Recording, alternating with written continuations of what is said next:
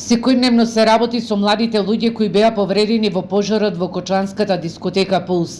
Во моментов на клиниката за пластична хирургија се работи на намалување на нивните лузни, како последица од стротниот пожар.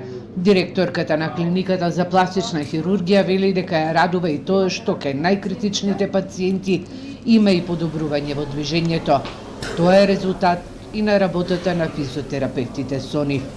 Имаат многу подобрени движења, тие што се најкритичните, и можам да кажам дека навистина одиме напред во напредокот. За лузни треба да се чека. Значи не може да кажеме дека тие се излечени.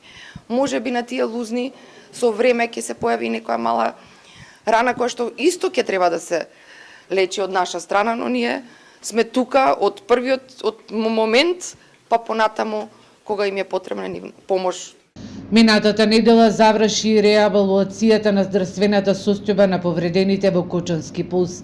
Извештајот на лекарите кои ќе го достават до Министерството за здравство треба да покаже на колку млади луѓе ќе им бидат потребни дополнителни хируршки интервенции. Во наредниот период во нивната рехабилитација ќе се вклучат и дерматолозите. Рехабилитацијата на повредените млади луѓе се одвива во болниците во Кочани, Штип и Скопје. На 16 март во најголемата трагедија во земјата загинаа 63 млади луѓе, а на 200 беа повредени.